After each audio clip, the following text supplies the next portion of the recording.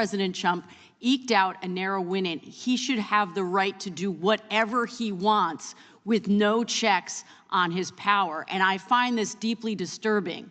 As a former civics teacher, it feels like we failed somewhere along the way. I don't know if you saw this. There's a Rolling Stone article the other day talking with people in the Trump administration, talking to aides about what they're doing right now to weather this.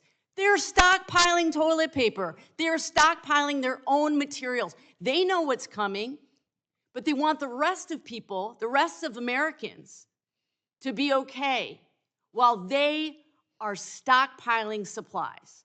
So the economy is rigged for regular people. The American people know it. I wish that my Republican colleagues would stop acting like Americans are stupid and they don't see what's going on.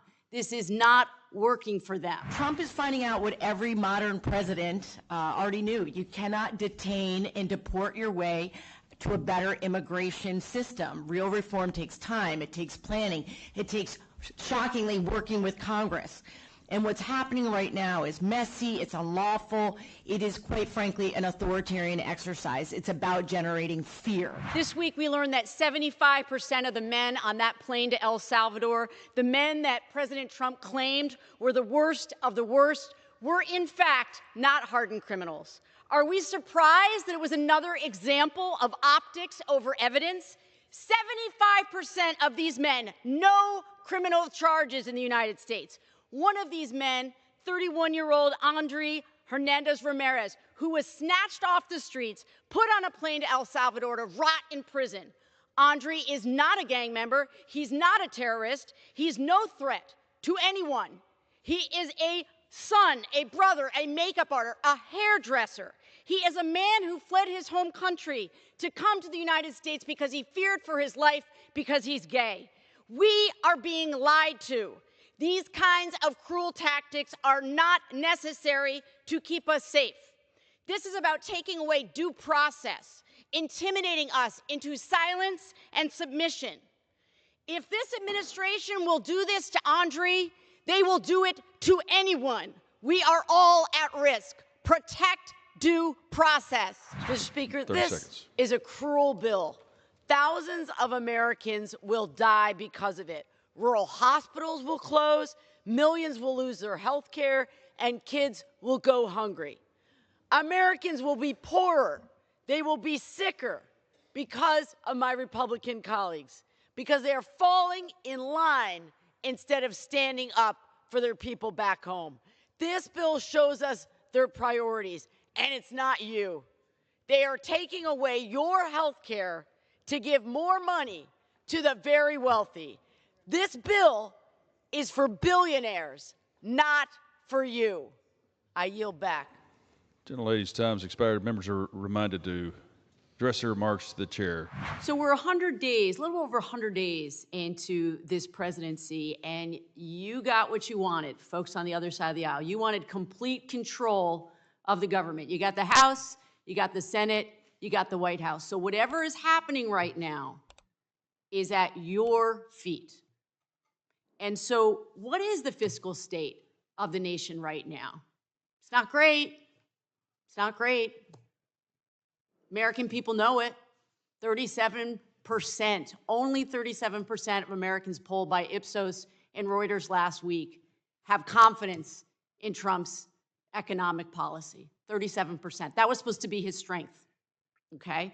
Trump's tariffs have taken a blowtorch to our bank accounts. We've got increased costs on raw materials. We've got decreased manufacturing. Consumers are preparing to spend more. And why are they preparing to spend more? Why are they preparing for shortages? Because Trump is literally telling them, prepare to spend more. Prepare for sacrifice. Prepare for empty shelves.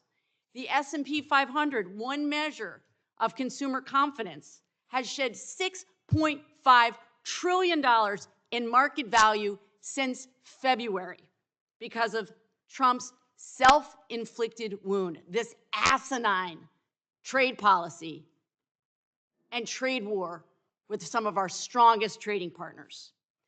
And when you look at what he's doing in terms of cutting programs that would actually help my small businesses. I'm looking at the manufacturing extension programs that would actually provide support to small manufacturers. They're being cut. The on again, off again tariff regime is rocking my small businesses. I encourage my colleagues to get out of your bubble and go and talk to your small businesses, because what they're saying is, we can't deal with this unpredictability. We can't deal with the fact that there is no steadiness, that we don't know where we're going to get our supplies. They can't plan. We talk a lot in here about businesses needing stability and the ability to plan. You can't plan when you don't know what's going to be happening with the tariffs. I was on the phone with the owner of a company the other day. She said, one day it's one thing, the next day it's another thing. I don't know how I'm going to source these materials. So you wanted full control, you've got full control, you own this. Trump told us that tariffs would be this beautiful golden age. We were going to have American jobs coming back. It was going to be a golden age for American labor. That's not happening right now. We actually could be doing things that would help American workers and helping our economy. And Mr. Linden, that's what I want to talk about today. What could we be doing right now? That's a great question. It's exactly the right question. And I think it's notable that the president is asking everyday Americans to make sacrifices, prepare for shortages, pay more at the store, just make do with less. Notable that small businesses have to carry these burdens, while at the same time pushing a budget that would give a tax break to the biggest corporations in America and the most wealthy people in America. It's notable who he is asking to sacrifice. That's right. You got to tighten your belts, everyday Americans, but not wealthy people, not corporations. They get more. And that is the opposite of what we should be doing. Growth and prosperity come from everyday Americans going about their lives, creating jobs, being customers, being productive members of society. And they need basic things like healthcare and food and housing, and they need support for small businesses and manufacturing directly, and not through a hope that the tax cuts for a giant multinational corporation will eventually trickle down to them. And so we are doing the opposite. We are asking, right now we are asking everyday Americans who are struggling, who are saying very clearly we need help, we want lower costs, we're asking them, you should pay more so that rich people and corporations can pay less. That is literally the budget plan that is before Congress right now. House Republicans have spent the last 3 months insisting that they are the party of working people, that they care about the struggles of working people. And now they have control of the House, they have control of the Senate, they have control of the White House, and they actually could be doing something about it. And yet, instead of passing legislation to make life easier and more affordable, they are doing the opposite. This bill is a betrayal of working people. It's a betrayal of the middle class. So let's start with the overall plan here. Republicans are proposing a massive cut to social services in this country, services that my constituents in Vermont rely on. I'm thinking about the nearly 164,000 Vermonters on Medicaid who are at risk of losing their health care. The Republican legislation means parents and grandparents who rely on Medicaid for long-term care and nursing homes for their family members. They're going to have that rug pulled out from under them. It means that rural hospitals, not just in Vermont, but in all of your rural districts, are going to close too. It's just a math problem. Medicaid goes away, rural hospitals close. The Republican majority and Donald Trump want to kick working families to the curb and give people who don't need another massive tax break another leg up. The wealthiest 1% in this country do not need more advantages. They have plenty. These cuts are a crystal clear indication of where your priorities lie. Now let's talk about what is on the agenda for this committee specifically. With this slice of the reconciliation plan, Judiciary Republicans will be doubling down on Trump's lawlessness and cruel immigration policies, fueling Trump's attacks on our independent judiciary and making it easier for big businesses to get away with price gouging and making it more expensive for regular people to survive. Today, my Republican colleagues are voting for sky-high fees for folks who are just trying to comply with immigration laws. Does anyone really think that somebody who is fleeing to our country for relief as a refugee can afford hundreds or thousands of dollars to seek asylum or their day in court? It's nonsense, and you know it.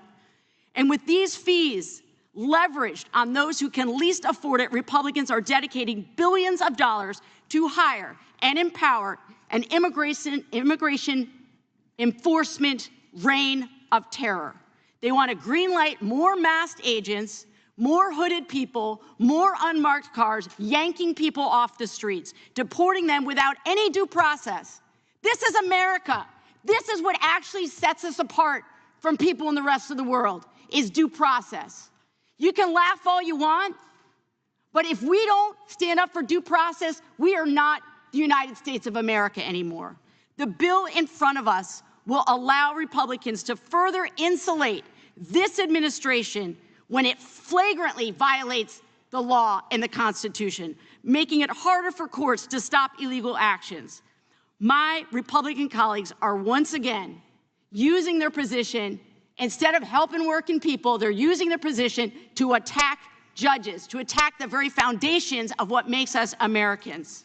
And you're trying to shutter the FTC, the Federal Trade Commission, making it harder for us to enforce our antitrust laws. Let's talk about fairness. Let's talk about competition. Let's talk about all my small businesses who just want a fair shot. Why would you go after the FTC and make it harder for small businesses to survive in this landscape? You all talk about competition. You all talk about a healthy process in this country, to have competition, to have a healthy economy, and then you go after the FTC. It doesn't make any sense, and it doesn't pass the straight face test. It's all more of the same in here. You are not looking out for working people. You are not standing up for small businesses. You're not standing up for rural America. You're not standing up for our rural hospitals. You're not standing up for the people who desperately need Medicaid in order to get basic health care. When I vote no on this Republican budget, I'm going to be thinking of all the working people in Vermont who sent me here to work on behalf of them, not big corporations, not authoritarians who are would-be dictators, to work on behalf of them. And I will be thinking of all of the immigrants, those who have become part of the fabric of Vermont's economy and our communities, who are heartlessly being attacked by my Republican colleagues today. I yield back. Presumably, we've all had some basic civics education, and I'm hearing a shocking misunderstanding of how the Constitution works. Professor Shaw, thanks so much for being here. Let's briefly reestablish the fundamentals here. We have 3 branches of government, correct? Correct. Executive, legislative, and judicial branch, correct? Correct. And under our constitutional order, the head of the executive branch, the president, generally must obey orders by judges, correct? Absolutely. And one of the ways Congress oversees judges and the president is through impeachment or removal from office for violating the law or other egregious behavior. Is that correct? Treason, bribery, other high crimes and misdemeanors, correct. Thank you. But Congress does not remove judges because of a disagreement with how they ruled. Is that correct? That is correct. And why is that? Judicial independence requires the judges not be constantly afraid that they will be removed from office if they issue a decision that is unpopular or that is, opposed to the interests of the political powers or that runs against the political winds. Judicial independence requires judges to be confident and secure in their rulings and not fear the consequences of those rulings other than reversal on appeal. That's a consequence judges can and should fear, but that really is the primary consequence. And as you've said, this has a chilling effect. This entire presidency so far is about having a chilling effect on the way that government works. The House must not take up impeachment resolutions based on anything but serious misconduct or illegal behavior. Yet Republicans, including people on this committee who claim to respect the Constitution, have introduced impeachment resolutions against judges because they don't like how judges did their job. They've introduced 7 impeachment resolutions so far. I'm sure there are more to come. Trump and Musk have publicly called for the impeachment of judges that they just don't like. Just by introducing these impeachment resolutions, my colleagues have attacked and weakened the independent judiciary. Does a weakened judiciary, Professor Shaw, endanger Americans' constitutional rights? The courts are a key guarantor. The gentlelady's time has expired, but I will give indulgence. You may answer. I apologize. I didn't see. Sorry. I think that an independent judiciary has been and continues to be a key guarantor of all of our rights. And so anything that threatens judicial independence is a threat to all of us. Thank you, Ms. Shaw. And I will just say in closing, I taught my students for years the Constitution requires that we respect the rule of law and not the rule of one man. Thank you so much for being here. You know, just this morning, President Trump said that Republicans aren't cutting anything meaningful in their budget. Wow. What a thing to say. What a shocking thing to say when these cuts will hurt so many Americans. I'm having a really hard time understanding how taking away health care from nearly 14 million Americans isn't meaningful. It's not meaningful that rural hospitals across Vermont and across this country are going to be at risk of closing. You know, just today I met with Vermonters from a little town called Coventry, and they're deeply concerned that they are going to lose access to labor and delivery health care at their local hospital. Republicans are so out of touch with the reality of American families right now, and it's shocking to call these cuts not meaningful when their bill will hurt working families. It takes away food and health care from millions and millions of people, their own voters, but yet they are not meaningful cuts. These cuts are certainly meaningful for all the kids and veterans who will go hungry because of this cruel and what I think very cynical bill. And why? Why are my Republican colleagues making the cuts? That's what we all want to know. To give the very wealthy another big tax cut and deliver tax breaks to billionaires and corporations. People who absolutely don't need any more assistance. So taking that money from people who desperately need help and giving away to the people who don't. People who are just struggling to get by are having precious resources taken away from them. And right now across this country, Americans are trying to figure out the math. Are they going to be able to afford groceries for their kids? They're trying to decide whether they can afford to go to the doctor. And while that's happening in real time, my colleagues are spending time demanding more work requirements for Medicaid recipients when we know that almost half of adults on Medicaid are already working. They act like they're not working. They're working. And 27% of those working age adults on Medicaid are disabled. They're doing the best they can here, folks. It couldn't be more obvious that they are just looking to remove more people from the Medicaid rolls in order to have more money to give tax breaks to billionaires and corporations. And it's sick. These are people, real people that we're talking about tonight, in every congressional district who cannot handle these cuts. It's as simple as that. And the reality is Americans can't pay for their rent right now. They can't pay for their groceries. They're too high. Prescription drug prices are too high. And costs for consumers and small businesses are just going to go up because of the asinine tariff regime that we've been dealt.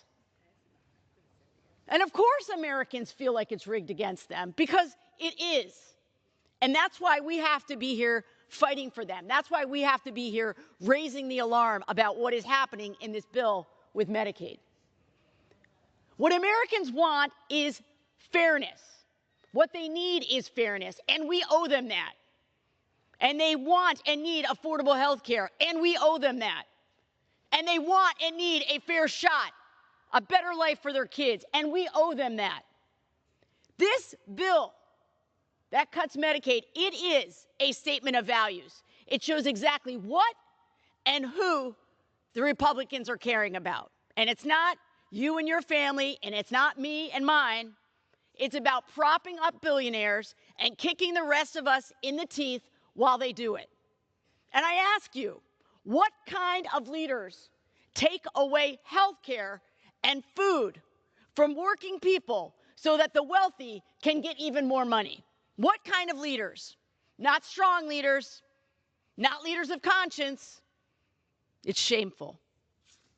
I yield back. On the morning of Thursday, April 24th, about 20 armed federal agents broke into a home occupied by a family of U.S. citizens in Oklahoma City who had just moved there 2 weeks prior from Maryland.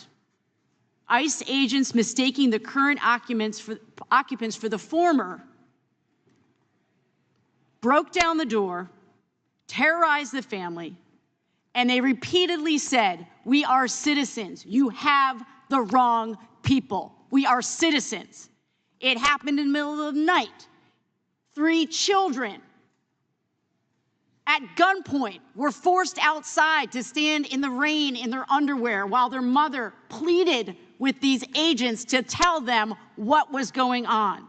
They ignored the pleas. They ripped apart the entire house. They seized cash, documents, electronics, their computers as evidence. When the family asked when they would get their stuff back, the agents responded, "Well, it could be days or it could be months." This was all a colossal mistake. The names on the warrant did not match the people who lived in the house. This is what we have created here. This is Trump's America. These were citizens who were treated like this. This is what we want you to open your eyes to. If it can happen, as we've said time and time again, if it can happen to folks with green cards, it can happen to citizens. And in Oklahoma City, we see a perfect example of that. This is what we're talking about. It's not other people. It's us. It's our neighbors. It's our friends. It's people who just moved from Maryland to Oklahoma for a better life and have their house destroyed. And they can't get answers. If we watch the rest of the news clip there, they're asking ICE, who's responsible for this? And then they're sending them to another agency, and they're sending them to another agency, and nobody is accountable for what happened to them. This is what my colleagues are trying to fund with this bill. Armed federal agents breaking into homes, even of U.S. citizens, traumatizing them, taking their possessions. This is Trump's America. That's why we continue to talk about due process. It's not some pie-in-the-sky idea. It's what literally holds our country together. Without due process, without the belief in the Constitution, we are not Americans. That's what gives us the ability to say we are an exceptional country in the world, that everyone who lives here gets due process. And we're going to keep saying this over and over and over again for everyone who lives here. What happened to that family, once again, of American citizens in Oklahoma City should scare the hell out of all of us. And we should not be using this committee to find more money to pump into ICE so that these things can happen. This family is all of us. That's what we're trying to say today. This family is all of us. And I can't believe that in our name, on our watch, this is happening to people who live in this country. Open your eyes. Wake the hell up. I yield back. It's a terror campaign. And the Department of Homeland Security, as we've talked about today, is completely and totally out of control. ICE has become a paramilitary force, and our Republican colleagues just infused it with billions and billions of more dollars so they can continue their terror campaign. It operates completely lawlessly without any accountability, with masks, no ID, unmarked cars. You've all talked about it today. It's all deeply, deeply disturbing.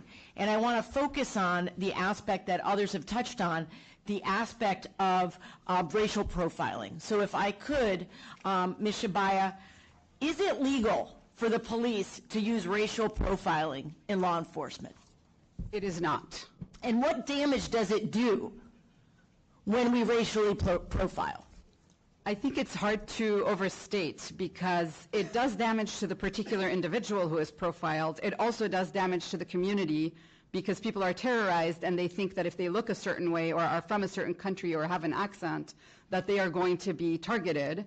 And it also does damage to the enforcement authorities themselves because the people who are engaging in this behavior are losing a fundamental and critical aspect of human empathy and respect for others. And I think that we are really underestimating how damaging this is for all of us, like for everyone, for the perpetrators and for the people who are subjected to this behavior. I am so glad that you mentioned that because that is something that I've been thinking about in earnest in the last few weeks.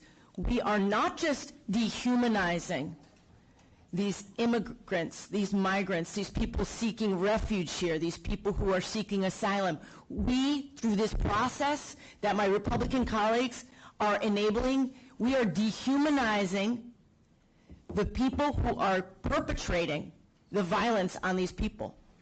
They are losing their humanity. They are losing their compassion and empathy. And this is something that has happened the world over, right? This is not a surprise. This is what happens. People forget their own humanity, and that is to the detriment of all of us. I see that my time has expired. I cannot thank you enough for spending the time with us today. We're not letting this go. We're not letting it go. I yield back. Thank you, Congresswoman Becca Balint. It is why we're here. We're not letting it go. Thank you.